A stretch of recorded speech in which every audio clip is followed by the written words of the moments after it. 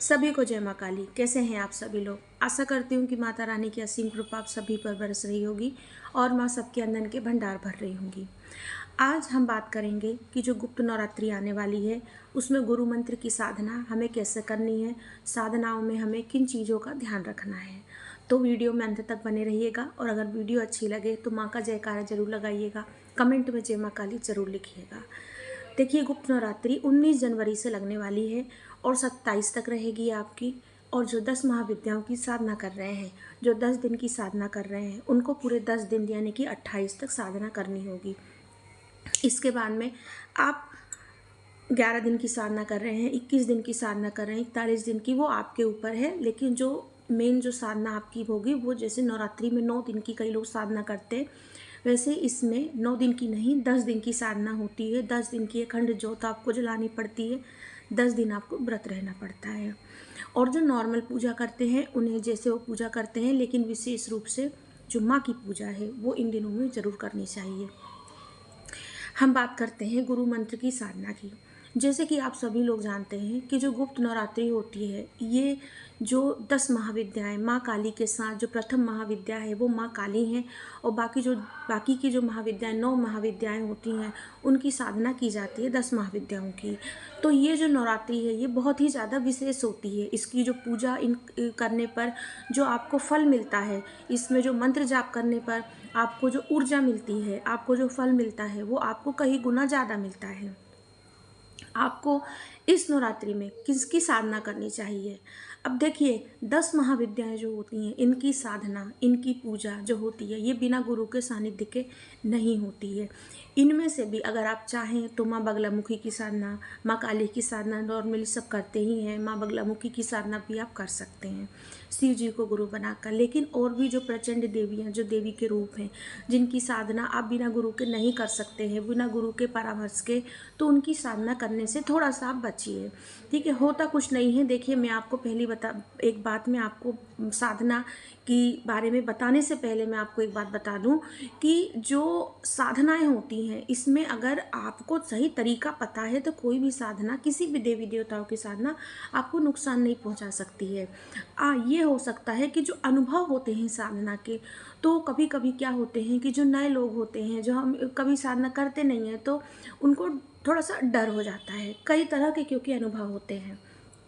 जो कि साधक हैं, जो हमेशा साधना करते आए हैं, उनको ये सब चीज़ों की जानकारी अच्छे से पता होती है।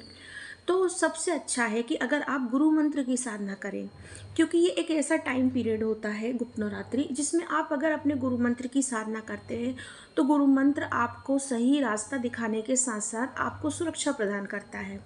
तो गुरु मंत्र की साधना आप इस गुप्त नवरात्रि में करें। तो कैसे करेंगे, आज हम वही बात करने जा रहे हैं। देखिए, गुरु मंत्र आपने शरीरधारी गुरु बनाए हैं तो उन्होंने भी आपको मंत्र दिए होंगे, आप उस मंत्र की साधना भी कर सकते हैं।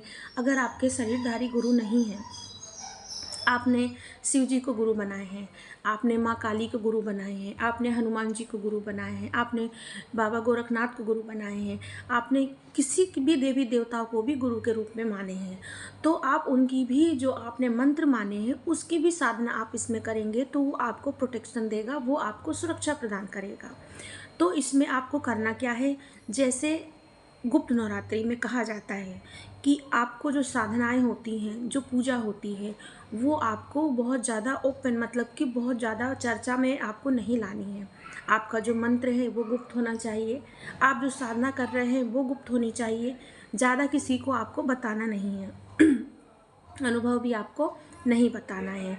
तो आपको करना क्या है, जैसे कि कलश स्थापना जब हम करेंगे सवेरे सुबह के समय, आप जब कलश स्थापना करेंगे तो कलश स्थापना का मुहूर्त सब कुछ मैंने एक वीडियो में डाली हूँ, उस वीडियो को आप ज़रूर देखिएगा, मेरे चैनल पे आपको सब पता चल जाएगा। आपको कलश स्थापना करनी है, एक लाल कलर का कपड़ा बिछाना है। लाल कलर के कपड़े पर, जैसे आप हमेशा नवरात्रि में कलश रखते हैं वैसे ही आपको कलश स्थापना करना है।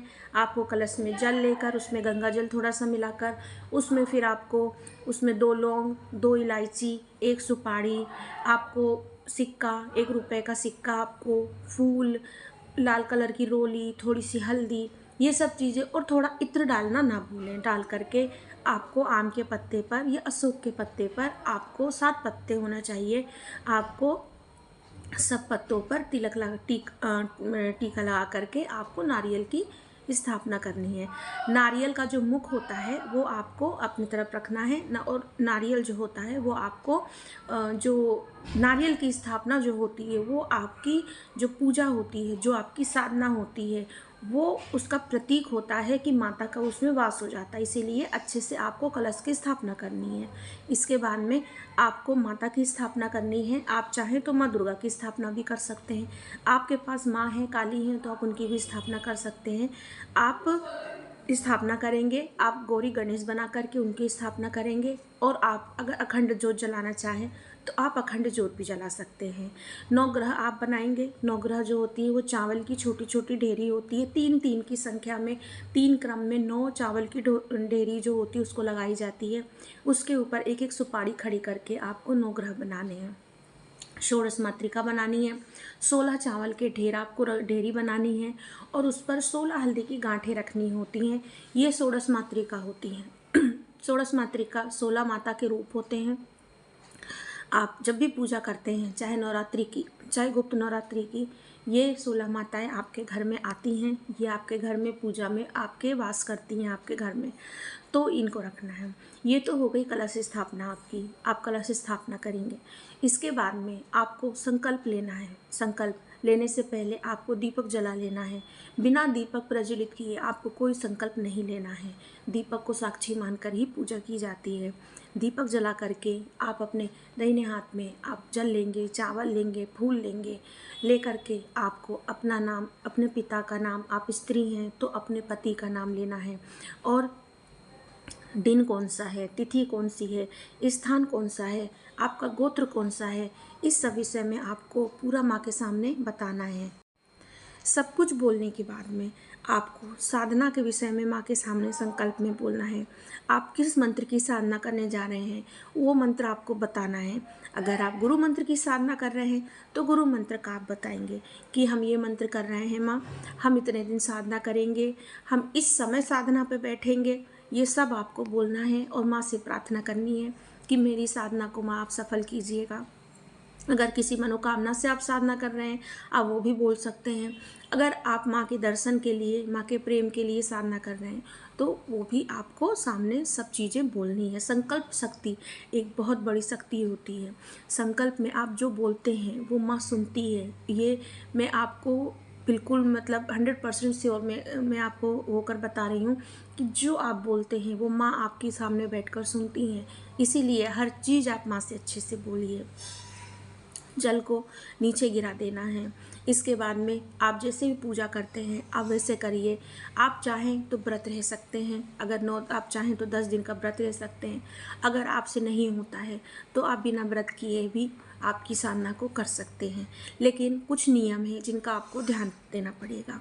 अब मैं आपको नियम बताती हूँ कि वो नियम क्या है। देखिए, नियम आपके ये होंगे कि जिस दिन से आप कलश रखेंगे, जिस दिन से आप अपनी साधना की शुरुआत करेंगे, अगर आप कलश नहीं भी रखते हैं तो भी, अगर आप कल आपकी साधना की शुरुआत आप जब भी करेंगे तब से आपको मन से, तन से, आपको विचारों से, आपको अपने भीतर शुद्धता लानी पड़ेगी। मतलब आपको कुछ भी किसी के प्रति कुछ ना गलत के भाव लाना है, ना बोलना है, ना कहना है, ना सुनना ही है। जैसे गांधी जी के 3 बंदर होते हैं, बिल्कुल सेम टू सेम आपको वही बन जाना है, ये समझ लीजिए। आपको पूर्ण रूप से ब्रह्मचर्य का पालन करना है 10 दिन तक। किसी भी तरीके की कोई भी गलती ना मानसिक रूप से होनी चाहिए, ना शारीरिक रूप से होनी चाहिए। साधना काल में आप कोशिश करिए कि आप ज़मीन पर ही सोएं। लेकिन अगर आपको कोई परेशानी है, आप बीमार हैं, आप नहीं हैं सक्षम, तो आप अपने बिस्तर पर सो सकते हैं। लेकिन शुद्धता का ध्यान रखें। आपका जो बिस्तर है वो साफ़ होना चाहिए, ठीक है। भोजन आपका पूर्ण रूप से सात्विक होना चाहिए। मतलब कि आपको लहसुन प्याज भी इन 10 दिन आपको नहीं खाना है। आपको किसी से झूठ नहीं बोलना है। आपको ज़्यादा बाहर नहीं निकलना है। और एक विशेष रूप से जो बहुत बड़ी चीज़ है वो ये है, बिना सुरक्षा घेरा बनाए हुए आपको साधना नहीं करनी है। सुरक्षा घेरा आपको ज़रूर बनाना है। अगली वीडियो में मैं आपको सुरक्षा घेरा बनाना भी बताऊंगी कि आप किस किस तरीके से सुरक्षा घेरा बना सकते हैं। आप बाहर कहीं आपको जाना नहीं है, लेकिन अगर आपको बहुत ज़रूरी है बाहर जाना, तो बिना ऑरा लॉक किए हुए आप कहीं नहीं जाइएगा, क्योंकि इस समय 10 महाविद्याओं का समय है। तांत्रिक, तंत्र, मंत्र इस समय बहुत होते हैं। आपके साथ अगर शक्ति चल रही है तो आपके साथ डबल ऊर्जा होती है, एक स्वयं की आपकी आत्मा की ऊर्जा और एक शक्ति। तो आपको अपना प्रोटेक्शन करके, आपको अपना ऑरा लॉक करके जाना है। ऑरा लॉक कैसे किया जाएगा? आप हाथ में जल लेंगे, अपना नाम बोलेंगे और जो भी मंत्र आप बहुत दिनों से करते आ रहे हैं या गुरु मंत्र, वही बोल करके आप क्या करेंगे, जल आगे रख देंगे और पीछे से हाथ जोड़कर आगे, जैसे कि एक बंधन होता है, बांधते हैं अपने आप को, वैसे आपको ऑरा लॉक करना है। और नहीं तो आप अपने चारों तरफ जल भी छिड़क सकते हैं, ऐसे भी आप अपना ऑरा लॉक कर सकते हैं। इस तरह से आप अपना ऑरा लॉक करेंगे तो कोई भी नेगेटिविटी को आप अट्रैक्ट नहीं कर पाएंगे। अनुभव आपको इन 10 दिनों के बीच में जो भी होते हैं, आपको साझा नहीं करना है किसी से। अनुभव आपको किसी को बताना नहीं है। आपको अनुभव अपने जो है वो आपको अपने ही मन में रखना है, और जो भी आपको माँ के चाहे दर्शन हो, चाहे जो भी हो, आपको नहीं बताना है। अगर आपको साधना काल में कुछ अनुभव होते हैं, अनुभव का मतलब मैं सपने के बारे में बात नहीं कर रही हूँ, अब आपको प्रत्यक्ष रूप से कुछ दिखता है, कुछ सुनाई देता है, कुछ ऐसे होते हैं जब परीक्षाएं चलती हैं, माँ परीक्षा 10 दिन के बीच में लेती हैं, तो आपको डरना नहीं है। अगर आप डरेंगे तो आपकी साधना का आपको फल बहुत मुश्किल होगा मिलना। बिना डरे, निडर होकर के आपको माँ पर भरोसा करके साधना करनी है। तो आप इस तरह से अपने गुरु मंत्र की साधना कर सकते हैं। अगले वीडियो में मैं आपको माँ काली की साधना भी बताऊंगी, फिर मैं आपको माँ बगलामुखी की भी साधना बताऊंगी कि आप किस तरह से कर सकते हैं। जो कर सकते हैं उसके बारे में मैं ज़रूर बताऊंगी, लेकिन हाँ, फिर से मैं कह रही हूँ, अगर आपने गुरु नहीं बनाए हैं तो माँ काली या शिव जी को गुरु बना करके ही आप साधना करिएगा। अगर वीडियो अच्छी लगी हो तो कमेंट में जय माँ काली ज़रूर लिखिएगा। जय माँ काली।